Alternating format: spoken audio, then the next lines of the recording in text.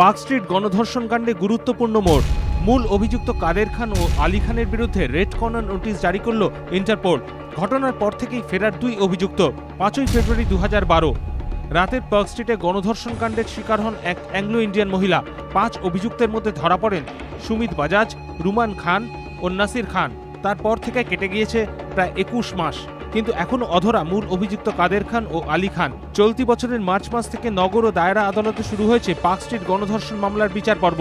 Police সূত্রে খবর, ঘটনার পরই মুম্বাই পালিয়ে যান কাদের ও আলী। তাদের পিছু ধাওয়া করেও নাগাল পায়নি কলকাতা পুলিশ। পরে খবর আসে বাংলাদেশে রয়েছে দুই অভিযুক্ত, কিন্তু শত চেষ্টা করেও তাদের নাগাল মেলেনি। পুলিশের আশঙ্কা তারা ভিন দেশে গা ঢাকা দিয়েছেন।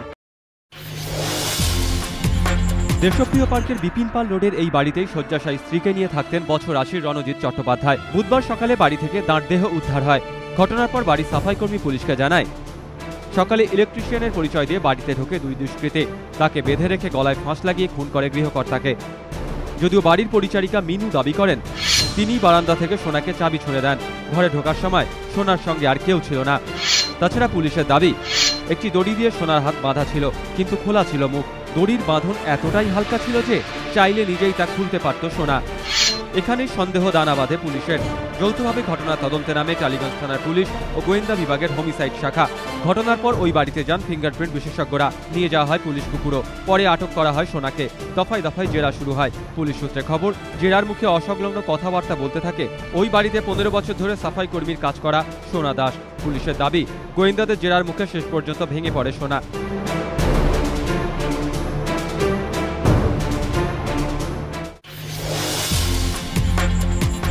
পুরসভার পর কি এবার কংগ্রেস পরিষদীয় দলেও ভাঙন ধরতে চলেছে?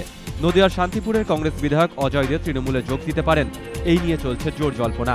বুধবার এ ব্যাপারে অজয় দে জানান, তৃণমূলের তরফে আমাকে তাদের দলে যোগ দেওয়ার প্রস্তাব দেওয়া হয়েছে। আমি চিন্তা ভাবনা করছি, অনুগামীদের সঙ্গে কথা বলে চূড়ান্ত সিদ্ধান্ত নেব। অজয় দে নদিয়া জেলার একমাত্র কংগ্রেস বিধায়ক। শান্তিপুর কেন্দ্র থেকে 5 বার জিতেছেন তিনি। শান্তিপুর পুরসভার চেয়ারম্যানও। অজয় দে যদি শেষ পর্যন্ত তৃণমূলে যোগ দেন, তাহলে তা কংগ্রেসের কাছে বড়সড় ধাক্কা হবে বলেই মনে করছে রাজনৈতিক মহল। কারণ পুরসভা পঞ্চায়েতে কংগ্রেসের ঘরে ভাঙন ধরলেও এখনো পর্যন্ত কোনো বিধায়ককে তৃণমূল তাদের দিকে টানতে পারেনি।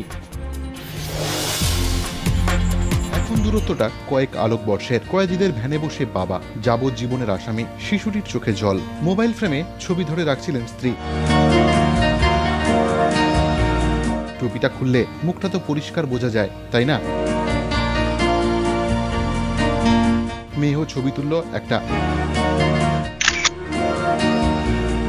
হ্যাঁ, একটা সুযোগ। খোলা আকাশের নিচে একদিনের মুক্তি পেয়ে গেলেন জেলখানার কয়েদিরা। সৌজন্যে ফুটবল। এদের মধ্যে 18 জন আবার যাবজ্জীবন কারাদণ্ডিত। কেউ খুন, কেউ ধর্ষণ, কেউ বা কেপ মারে দণ্ডিত।